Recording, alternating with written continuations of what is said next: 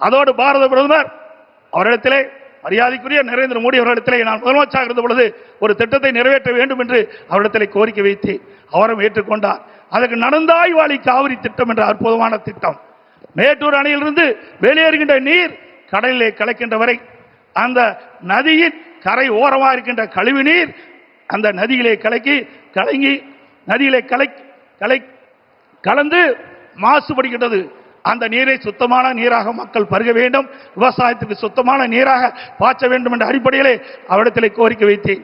அவரும் ஏற்றுக்கொண்டு அன்றைய தினம் 2 அவைகள் கூட்டுக்குழு கூட்டத்திலே மேதகு குடியரசுத் தலைவர் உரையிலே இடம்பெற செய்து 2024ஆம் ஆண்டு அதற்கு வடிவம் கொடுத்தார் பாரத பிரதமர் அவர்கள். அவருக்கு நன்றியை இந்த நேரத்தில் தெரிவித்துக் கொள்கிறேன்.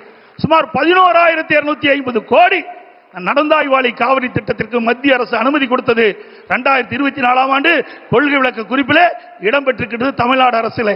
ஆனால் இதுவரை அதை நிறைவேற்றப்படவில்லை. அது அனைத்து இந்திய அண்ணா திராவிட முன்னேற்ற ஆட்சியிலே கொண்டு வரப்பட்ட திட்டம், மத்திய அரசு அனுமதிக்கப்பட்ட திட்டம் என்ற ஒரே காரணத்திற்காக இன்று தினம் முடக்கி வைத்திருக்கின்றார்கள். மீண்டும் உங்களுடைய பேர் ஆதரவால் நம்முடைய கூட்டணி அதிக இடங்களிலே வெற்றி பெற்று அனைத்து இந்திய அண்ணா திராவிட ஆட்சி அமைக்கும். அப்பொழுது நடந்தாய் வாழி காவிரி திட்டம் நிறைவேற்றப்படும்.